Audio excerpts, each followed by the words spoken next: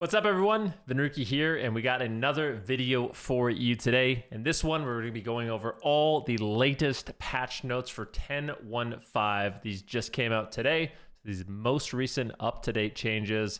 And we got some interesting ones, including some changes to solo shuffle and some of the additional items that healers are going to be receiving. So it seems like they are wanting to continue to encourage people to play healers to help reduce the overall queue time of solo shuffle. So we can check those out later, but we're just going to go through these changes in order of some of the changes coming here on the updated PTR. All right, so Blizzard, hello. Here's the week's Fractures in Time PTR notes. Classes, developers, we're continuing to playtest the mana economy for hybrids and feel the changes are not as limiting on off healing as were intended with our upcoming changes.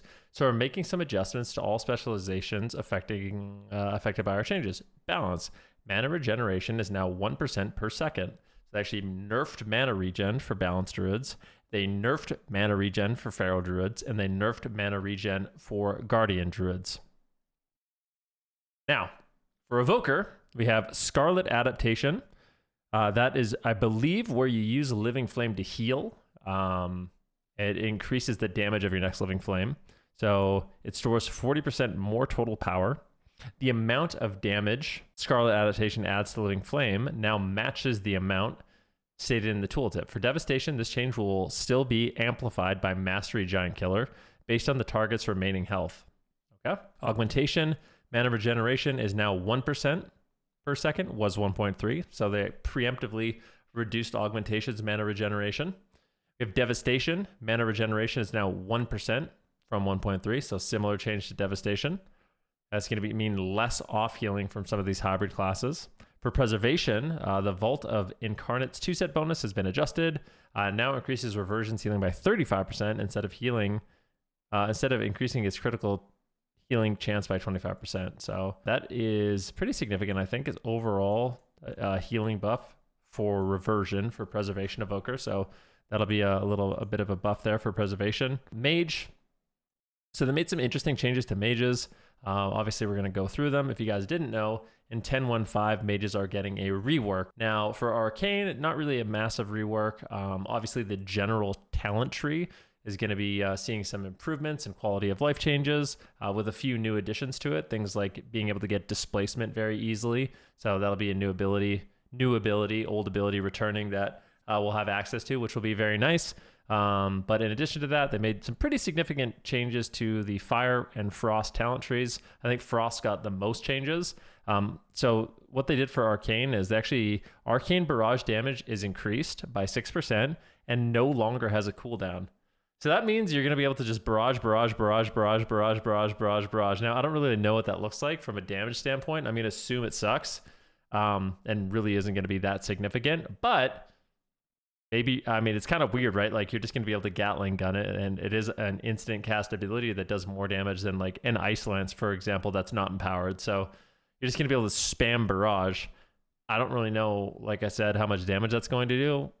Probably not very much, but an interesting change. Resonance now increases Arcane barrage damage by 12% per target, was 15, so they actually nerfed Resonance. But I'm not sure how that is exactly offset by Arcane barrage damage being increased. So it might end up being very similar, where they just wanted like single target barrage damage to do more and AoE barrage to stay the same. Arcane explosion damage was reduced by 6, unfortunately, and Arcane orb damage reduced by 6%. Now these two changes, they're a little bit sad for me because I already think that Arcane explosion and Arcane orb in PvP are very underwhelming. So I saw, players like Numbing already kind of tweeting and mentioning like, hey, maybe these changes should be PvE specific because in PvP these abilities already suck. So I don't know if that's going to help, and I sincerely doubt it. But it is a little bit sad because, spells are already kind of weak. So them getting nerfed just makes them weaker. We have Fire. Power Blast damage got increased. Ignite damage got increased. Fireball damage got increased by 4%, 3%, 4%. And Intensifying Flames is now implemented. So I'm going to go ahead and look that up just really, really fast. I want to know what that is. While Ignite is on 3 or fewer enemies, it flares up, dealing an additional 15% of its damage to affected targets. So I think it's a single target. It's a new it's a new talent for Fire Mage that increases basically your single target damage of Ignite. So if it's only on like 1 or 2 targets, it's going to really boost the single target of fire, which could be interesting for PvP as well. For Frost, we have Ice Lance damage is increased by 8%. Flurry damage is reduced. Cryotherapy now highlights Ray of Frost icon when it max stacks. Okay, so there's a new talent. It's kind of interesting. So first of all, Ray of Frost is super juiced up on the PTR. And one of the ways you juice it up is through some new talents. If you Ice Lance, it empowers your next Ray of Frost. So that's what Cryotherapy is, I do believe. The more you Ice Lance, it stacks up. When you're at max stacks, it's now going to highlight. Chain Reaction now increases Ice Lance damage by 2%. Was 1%. Okay. So Chain Reaction, what do they do anything else to that? That's interesting. So Chain Reaction, this got a big buff. Brain Freeze increases the damage of your next flurry by 50%, was 65%, so that got nerfed. Slick Ice now reduces Frostbolt cast time and damage by 4%, was 2%, maximum stacks reduced to 5. So they basically made Slick Ice stack faster. That is a massive quality of life change for Mage, because obviously when you pop Icy Veins and you're building up your Frostbolts, casting 10 to get to max stacks takes a little while. Casting 5 is half the time, and it's going to be at full power. So that is a big quality of life change for Frost Mage to be basically get to full power quicker during your Icy Veins. Cold to Snap has been updated to require you to hit 3 or more enemies to reset. Cold to Snap was intended to be impactful capstone to enhance Frost AoE capabilities. However, it was also proven to be very strong on single target, which added unnecessary complexity to Frost rotation when combined with other updated reworks and talents. We've opted to change its functionality slightly so you only get a benefit when you're hitting 3 or more enemies. So this will be something you probably you're going to use against like Demo Warlocks and stuff like that, you know, but it makes sense. It was very strong. It's a bit disappointing because I thought that there was some cool utilization of this talent. Cold to Snap was basically a talent that they added, which put a long cooldown on your Cone of Cold, but your Cone of Cold now resets Comet Storm, Blizzard, and Frozen Orb. So, and puts Flurry on the target. So you could theoretically, you know, could do things like Flurry. You could do this. You could do like a Flurry, a Frozen Orb, a Blizzard, drop a Comet Storm, and then you could Cone, which reset your Comet Storm. You could Comet Storm again, you could Blizzard again, and you could Frozen Orb again. So you could do some pretty crazy AoE with it. But they nerfed it, so you basically have to use it in AoE situations, but I'm sure there'll still be time to use it. Evan has been removed from the talent tree. I'm kind of okay with this. I feel like Evan Bolt has been awkward for a really long time. RIP. F's in the chat. We pay our respects to Evan Bolt. Hasn't been good since Legion, but, you know, it was good during that moment. But I just feel like it makes a lot of sense to me. It's too much bloat, right? I already am at the point where I feel like Frostmage has too many keybinds. I know that might sound weird, but I just feel like you have way too many damaging attacks as a Frostmage. So I think, you know, pruning some of them is actually good, personally. My own personal opinion. Next up, we have Brewmaster. The following changes have been made to press the advantage. Second charge of Keg Smash no longer consumed by bonus casts. Facepalm value is now correctly reduced when triggered by bonus casts. Windwalker. Windwalker's so sad, man. Aberrus, the Shadow Crucible 2-set bonus now has a caster-only visual. Hog. I swear, like, I don't know. I feel bad for Windwalker monks. I myself am one. I feel bad for myself. Like, just, I don't know. Whatever. I don't want to talk about that. Paladin, Holy, Light of the Dawn healing reduced by 18%. Tears Deliverance healing increased by 25%. So actually, the Paladins are getting some nerfs so far.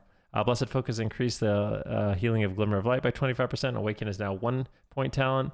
Awaken now stacks up to 12 times, was 10/2020. Okay. Sanctifying Wrath is moved to a choice now with Awakening. War of Mercy healing increased by 50%. War of Mercy now increases healing by 50% while Aura Mastery is active. Merciful Aura / Blessing of Seasons and Awakened Sanctifying Wrath has swapped locations. Glimmer of Light's damage increased by 700%, was 850. Glimmer of Light's healing increased by 360, was 400. So basically just some numbers changes here for Paladins. Beacon of Light transfers 25% of all healing done. Beacon of Virtue can target 4 additional allies. Beacon of Virtue now costs 4% of base mana, so they actually increased the mana cost of Beacon of Virtue.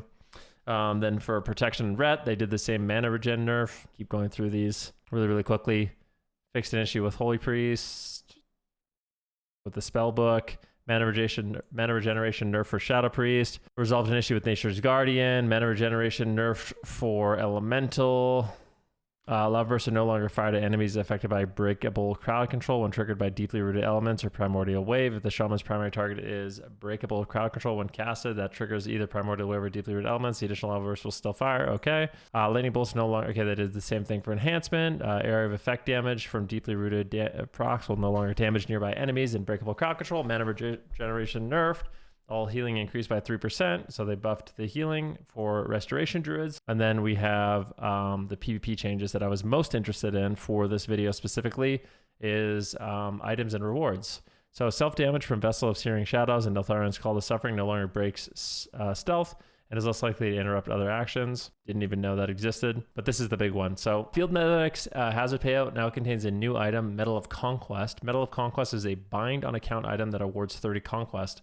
Field's medic hazard payout now has a higher chance to drop Medals of Honor. So there's two things here, because this is something we've been talking about and wanting for a really long time, is more rewards for healers, incentivize people to play healers. Now this is interesting, but I don't think it's interesting enough, if I'm being honest. So the second part where Medals of Honor, I have a question for you guys. Does anyone care about Medals of Honor? Actually, I might be tripping. Am I tripping? Yes, I had a brain fart. So Medals of Honor are a token you get that increases your honor. Okay, so a way to help gear. And then there's this, which gives you Medal of Conquest. So those two things combined, basically what they're doing is they are making it so if you play a healer in solo shuffle, you're going to be gaining, not only honor for your alts, but conquest for your alts. So the idea is if you play a healer frequently enough, you're going to be able to basically freely gear alternate characters. Now, that is good. Like, there's nothing wrong with that. Could it be more? Does it need to be more than that? Perhaps. But the thing is, I feel like at the end of the day, I do like the fact that they're increasing rewards, but at the end of the day, I feel like they also need to try to make healing fun in solo shuffle. That's a much more difficult task, I think, because if it's not fun to play, even if you give unless you give ludicrous rewards, I feel like a lot of people aren't going to want to do it unless it literally was like gold where you could buy game time. Like gold or like really prestigious mounts or something is like what the reward would have to be to get everyone to do it. I think this is a step in the right direction, and maybe for some people this is really going to help. I am interested, like for me personally, like now if I decide that I want to play my Preservation Evoker a bunch in solo shuffle, I can actually build up these Medal of Conquest, I can build up the Medal of Honor, and I can get a full set of priests for like a priest alt or something, a full set of gear for like a priest alt or something like that if I really wanted to do that. So it might be enticing enough, but I'm not really sure. And I'm curious what you guys think. Like, is this going to be enough? Is this something that will actually encourage you to play solo shuffle? Because that really is the question. To heal solo shuffle. Evoker augmentation. Ebon Might increases the augmentation evoker's damage by 20%, was 14. Damage is increased by 14%, was 10. Born in Flame increased the max stacks of Burnout to 3. Now, augmentation evoker is something I don't really know too much about, but I'm going to learn.